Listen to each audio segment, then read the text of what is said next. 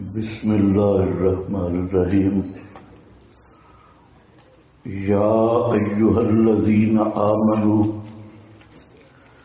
اے ایمان والو، اذکروا نعمت اللہ، یاد کرو انعامات اللہ کے علیکم اوپر تمہارے، اذ جاءتکم جنود، جب آ گئے تمہارے پاس لشکر، فارسلنا علیہم، پس بھیجا ہم نے ان پر ریحن طوفان، بجنودن اور ایسے لشکر، لم تروہا جو نہیں دیکھتے تھے تم ان کو، وکان اللہ بما تعملون بصیرا، اور ہے اللہ جو تم عمل کر رہے ہو دیکھنے والا۔ یا ایھا الذین آمنوا، خطاب دوم للمومنین، غزوہ خندق اور غزوہ احزاب کے متعلق بیان کیا جا رہا ہے۔ غزوہ خندق اور احزاب یہ 5 ہجری اس کی تاریخ ہے۔ غزوات میں 5 ہجری کو یہ غزوہ ہوا، اور اس کا پس منظر یہ تھا کہ 4 ہجری کو یہود کا بڑا قبیلہ بنو نذیر، ان کی شرارتوں کی بنا پر اور بدعہدیوں کی بنا پر نبی کریم صلی اللہ علیہ وسلم نے انہیں مدینہ سے جلا وطن کر دیا، اور یہود کی قسمت میں ہمیشہ فساد اور شرارت رہی ہے، اور خود یہ بزدل قوم ہے۔ تو یہودیوں نے تحریک چلائی کہ مسلمانوں پر سب لشکروں کو جمع کیا جائے اور فیصلہ کن جنگ لڑی جائے۔ یہ یہودی مدینہ منورہ سے مکہ معظمہ آئے اور مشرکین کے ساتھ مل کر انہوں نے یہ منصوبہ دیا کہ ادھر سے تم آؤ اور مدینہ منورہ کے ارد گرد کے ہم سب یہودی تمہارے ساتھ تھے۔ اور اسی دوران یہودیوں نے یہ بھی کہا کہ تم جو مشرک ہو مکہ والے، یہ مسلمانوں سے بہتر ہو اور ہم تمہارے ساتھ تھے۔ تو یہ ان کی تحریک تھی۔ مشرکین مکہ پہلے ہی اپنے زخم چاٹ رہے تھے بدر کا، اور پھر احد میں بھی ان کو ہزیمت کا سامنا ہوا، تو انہوں نے بھی موقع غنیمت سمجھا، اور پھر یہی وفد قبائل نجد کی طرف گیا، اور نجد کے قبائل کو بھی تیار کر لیا۔ تو تمام قبائل مشرکین عرب اور قبائل نجد اور بنو نذیر، یہ سب کے سب مل کر انہوں نے مدینہ منورہ پر حملہ کرنے کا پروگرام بنایا، جس میں بعض اندازوں کے مطابق ان حضرات کی تعداد جو جنگجو تھے، مسلح لشکر، قبائل سب تھے، اور 10,000 سے زائد جنگجو تھے۔ مدینہ منورہ میں جب یہ خبر پہنچی کہ تمام مشرکین اور یہود مل کر مدینہ پر چڑھائی کر رہے ہیں، تو آپ صلی اللہ علیہ وسلم نے صحابہ سے مشورہ کیا، تو ان میں حضرت سلمان فارسی رضی اللہ تعالی عنہ انہوں نے مشورہ دیا کہ ہمارے فارس میں جب اس طرح کا جنگی ماحول بنتا تو دفاع کے لیے خندق کھودی جاتی، تو آپ صلی اللہ علیہ وسلم نے حضرت سلمان کے اس مشورہ کو قبول کرتے ہوئے مدینہ کی اس جانب جہاں سے یہ لشکر حملہ آور ہونے تھے، تو ایک بہت لمبی چوڑی خندق وہ کھودی گئی، اور یہ لشکر اپنی پوری دھوم دھام سے، فخر و ریاض سے پر ہو کر مدینہ پر حملہ آور ہوئے، اور 1 مہینہ تک یہ مدینہ منورہ کا گھیراؤ کر کے بیٹھے رہے۔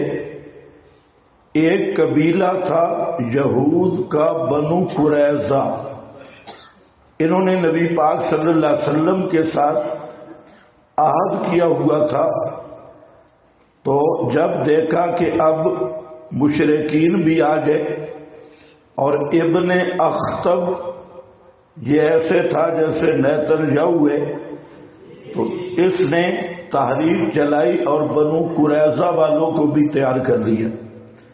تو عین حالت جنگ میں بنو قریظہ کا قبیلہ بھی، جو بالکل عقب پہ تھا مدینہ منورہ کے قریب، تو وہ بھی حملہ کرنے کا منصوبہ کرنے لگے، اور انہوں نے وہ معاہدہ توڑ دیا، عہد توڑ دیا۔ تو 1 مہینہ کے قریب یہ لشکر ادھر بنو قریظہ کی شرارتیں، اور یہ ایک پورا جس کی تفصیل کتب مغازی میں مفصل ہے، تو قرآن کریم نے اسی غزوہ کے بعض احوال بیان کیے، کیونکہ قرآن نصیحت کی کتاب ہے، تاریخ کی کتاب نہیں، اس لیے بعض احوال اس غزوہ کے، اور وہ بھی بغیر ترتیب کے، جہاں مذکور ہوئے، جہاں جن کا تعلق احکام کے ساتھ تھا۔ تو 1 مہینہ تک وہ لشکر وہاں رہا، اور اکا دکا واقعہ سنگ باری تک رہا، خندق پار کرنے کی کوشش کی گئی، لیکن صحابہ کرام نے منہ توڑ جواب دیا۔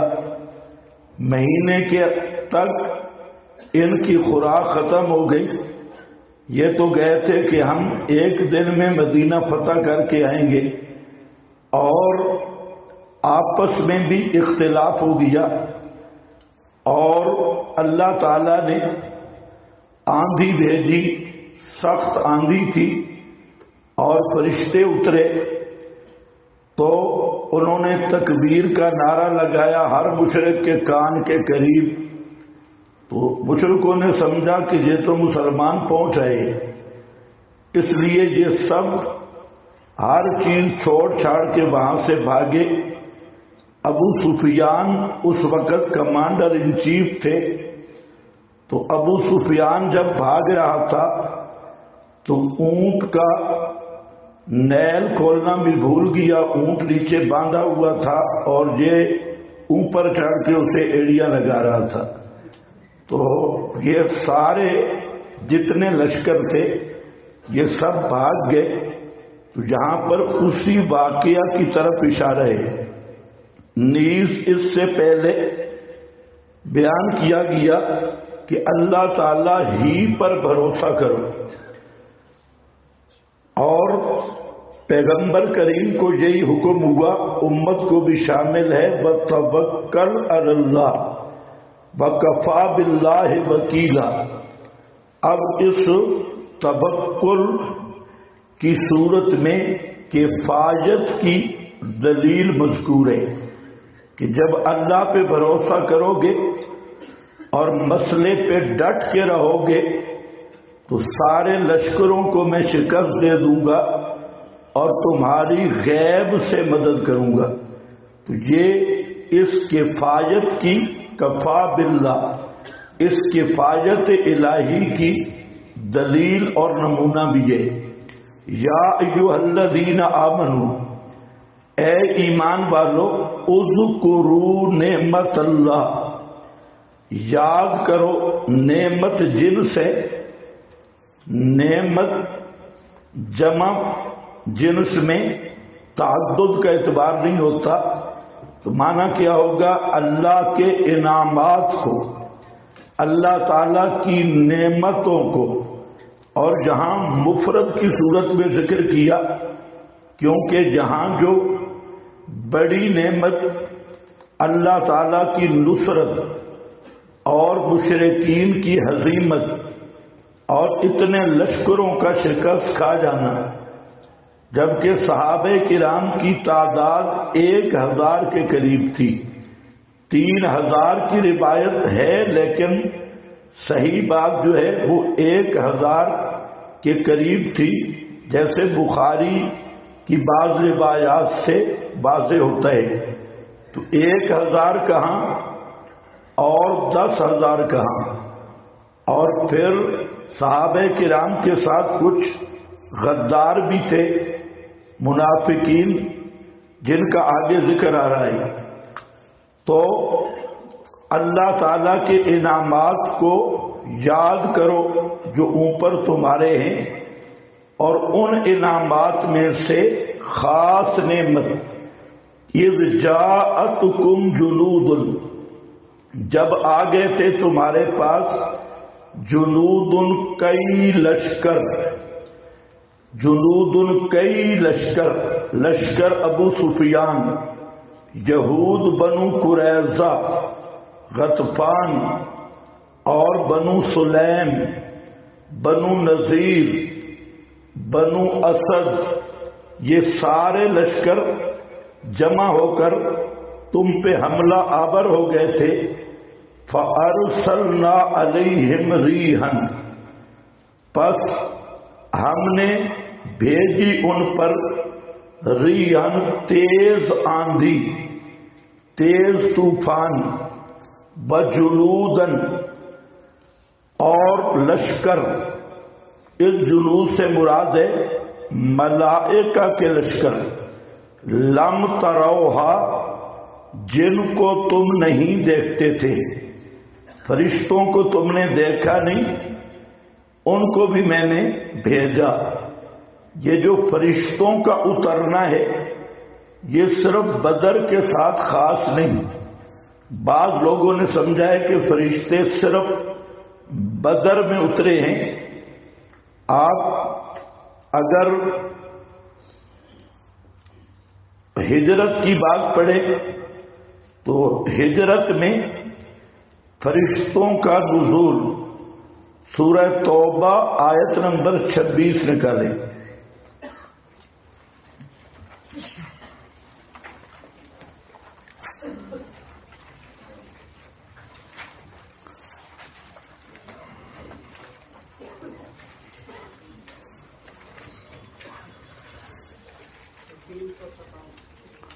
تین 357 یہ حنین کی جنگ ہے۔ ثم انزل اللہ سکینتہ علی رسولہ، پھر نازل کی اللہ نے خاص رحمت اپنی علی رسولہ، اپنے رسول پر، وعلی المؤمنین، اور اوپر ایمان والوں کے، وانزل جنودا لم تروها، اور نازل کیے لشکر جن کو تم نہیں دیکھ سکتے تھے، وعذب الذین کفروا، اور مار دی کافروں کو، وذالک جزاء الکافرین، یہ کیا ہے؟ یوم حنین اذ اعجبتکم کثرتکم، تو حنین میں بھی فرشتے اترے۔ اسی طرح یہ ہجرت کے مقام پہ وہاں پر بھی یہی مضمون ہے، اور بدر میں فرشتوں کا نزول آل عمران میں، اور سورہ انفال آیت نمبر 12 میں یہ موجود ہے کہ بدر میں بھی۔ اسی طرح یہ اذ یقول لصاحبہ لا تحزن ان اللہ معنا، آگے فانزل اللہ ایدہ بجنود لم تروها، وہاں پر بھی سکینہ سے مراد خاص رحمت نازل کی، اور ایسے لشکر بھیجے کہ تم انہیں نہیں دیکھ سکتے تھے۔ تو وہاں پر بھی ہے انزال الملائکہ، تو یہاں پر جنودن لم تروها، اور یہ خطاب ہے نبی پاک صلی اللہ علیہ وسلم اور صحابہ کو کہ وہاں فرشتے موجود تھے لیکن تم دیکھ نہیں رہے تھے۔ تو یہ حاضر ناظر اور رؤیت ما فوق الاسباب کی نبی پاک علیہ السلام اور صحابہ سے بھی نفی ہے۔ وَكَانَ اللَّهُ بِمَا تَعْمَلُونَ بَصِيرًا، اور ہے اللہ جو تم عمل کر رہے ہو دیکھنے والا، اس لیے راضی ہو کر امداد فرمائی۔ اور بما تعملون میں خندق کی ساری مشقتیں آ گئی۔ خندق کھودنا یہ سب سے مشکل عمل تھا، وہاں پہاڑیوں کے اردا گرد، اور یہ کئی میل تک خندق تھی، اور تھوڑے سے عرصے میں سردی کا موسم اور خوراک کی اتنی قلت تھی کہ صحابہ کرام وہ خود اس کا احوال بیان کرتے ہیں، کھانا نہیں تھا، پرانی بدبودار چربی اور ایک مٹھی جو، وہ بھی مشکل سے ملتے تھے، اور وہاں کوئی انتظام معاش کا اور کھانے کا نہیں، لیکن پھر بھی ڈٹے ہوئے ہیں۔ یہ بھی بما تعملون میں ہے۔ پھر اتنے لشکروں کے مقابل اور اپنے غدار ساتھیوں کی شرارتوں کے باوجود وہاں پر ثابت قدم رہنا، یہ بھی بہت بڑا عمل تھا۔ اور اسی خندق کے کھدائی میں کئی معجزات کا ظہور، یہ ان کی تسکین اور تطمین کا سبب اور اللہ تعالی کی رضا کی علامت تھی۔ اسی میں حضرت جابر رضی اللہ تعالیٰ عنہ کی معروف حدیث ہے کہ میں نے دیکھا نبی صلی اللہ علیہ وسلم، ایک چٹان تھی جو صحابہ کرام سے نہیں توڑی جا رہی تھی، تو آپ صلی اللہ علیہ وسلم خود اس چٹان کو توڑنے کے لیے کھڑے ہوئے، تو آپ نے اپنے پیٹ پر پٹی باندھ رکھی تھی۔ وہ پٹی تھی جس کو بعض راویوں نے پتھر بنا دیا، تو آپ نے اپنے پیٹ پر پٹی باندھی ہوئی تھی۔ روایات میں آپ کو ملے گا کہ بعض رباط نے تعبیر میں انہیں پتھر بنایا، تو وہ آپ نے یہاں پٹی باندھی ہوئی تھی پیٹ پر، اور بھوک کی وجہ سے کمزوری تھی، اور سخت کمزوری تھی. تو حضرت جابر کہتے ہیں کہ آپ کا احوال میں نہیں دیکھ سکا اور میں سیدھا گھر گیا اور اپنی بیوی سے پوچھا کہ کوئی چیز کھانے کی ہے. تو بیوی نے کہا کہ تھوڑے سے جو ہیں اور ایک بکری کا بچہ ہے پٹھورا اور بچہ اور کوئی چیز نہیں. تو حضرت جابر کہتے ہیں لمبی حدیث ہے کہ میں نے کہا کہ آپ ان جوؤں کو پیس کے تیار کریں اور اس بچے کو اس کی سالن تیار کریں. میں نبی پاک صلی اللہ علیہ وسلم کو بلا کے لاتا ہوں. تو بیوی نے کہا خیال کرنا یہ بالکل تھوڑی سی خوراک ہے، یہ نہ ہو کہ زیادہ لوگ آئیں اور پھر ہماری بے عزتی ہو، تو آپ کو خفیہ طور پہ بتانا ہے. تو نبی پاک صلی اللہ علیہ وسلم کے پاس حضرت جابر آئے اور جب آپ کو دعوت دی تو آپ نے اعلان کر دیا سارے مجاہدین سارے تیار ہو. جابر نے دعوت کا اہتمام کیا. حضرت جابر کہتے ہیں میں ڈر بھی گیا اور کہہ بھی کچھ نہیں سکتا تھا. بیوی کو جا کے بتایا کہ سارے آ رہے ہیں اور 1000 کے قریب. اسی حدیث سے پتہ چلتا ہے جنگ خندق میں تعداد کا، تو سب آ رہے ہیں. تو بیوی سمجھدار تھی، اس نے کہا کہ نبی پاک صلی اللہ علیہ وسلم کو آپ نے بتایا تھا کہ کیا دعوت ہے؟ تو حضرت جابر نے کہا ہاں بتایا تھا، بکری کا بچہ اور تھوڑے سے جو. تو بیوی نے کہا اگر بتایا ہے تو پھر بے فکر رہو. آپ تشریف لائے سب مجاہدین سمیت اور آپ صلی اللہ علیہ وسلم نے برکت کی دعا کی اور اپنا لعاب مبارک شامل کیا اور فرمایا کہ اب پڑوس سے روٹیاں پکانے والی اور عورتیں منگوا لو. اور آٹے کو آپ نے ڈھانپ دیا، سالن کو بھی. تو عورتیں روٹیاں پکاتی رہی اور آپ وہ سالن اور روٹیاں کھلاتے رہے حتیٰ کہ 1000 کا لشکر وہ سیر ہو گیا اور ہنڈیا بھی اسی طرح رہی، روٹی بھی اسی طرح رہی، اس میں کوئی فرق نہیں پڑا. تو حضرت جابر کو آپ نے فرمایا جو بچ گیا اس کو تقسیم کر دو اور جو محتاج ہے. تو یہ آپ کی دعا کی برکات کا ظہور تھا. اسی طرح اور بھی کئی معجزات.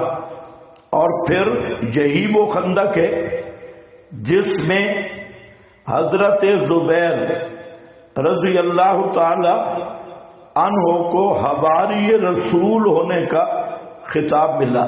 حضرت زبیر کا تعارف پہلے ہو چکا ہے کہ یہ آپ کے پھوپھی زاد بھائی تھے اور رات کے وقت آپ نے فرمایا کہ کون آدمی ہے جو قوم کی خبر لائے. تو سخت سردی تھی اور دشمن کا خوف و ہراس. تو حضرت زبیر کھڑے ہوئے اور کہا جی میں خبر لاؤں گا. آپ نے 3 دفعہ اعلان کیا، تینوں دفعہ حضرت زبیر کھڑے ہوئے. تو آپ نے فرمایا لِكُلِّ نَبِيٍّ حَوَارِيٌّ، ہر نبی کا ایک خاص دوست ہوتا ہے اور میرا خاص دوست زبیر ہے. تو زبیر کو حواری رسول کا خطاب بھی یہاں ملا. اسی طرح حضرت حذیفہ ایک اور رات کا واقعہ بیان کرتے ہیں کہ نبی پاک صلی اللہ علیہ وسلم نے فرمایا کہ کون آدمی ہے میں یاتی بخبر القوم، قوم کی خبر کون لائے گا؟ تو کہتے ہیں اتنی سردی تھی کہ ہم تھکے ٹھٹڑے ہوئے تھے اور اٹھنے کی ہمت نہیں تھی. تو آپ نے میرا نام لیا حذیفہ. تو میں کھڑا ہوا تو آپ نے مجھے گھوڑا دیا. کہتے ہیں جب میں گھوڑے پہ سوار ہو کے گیا تو یوں محسوس ہوتا تھا جیسے حمام میں چل رہا ہوں، اور یعنی کوئی سردی کا احساس نہیں ہوا. پھر اسی خندق میں اور بھی بہت سارے واقعات جو کتب حدیث میں درج ہیں، تو صحابہ کی محنت، بہادری اور شجاعت کے کارنامے یہ سب اس میں ہے.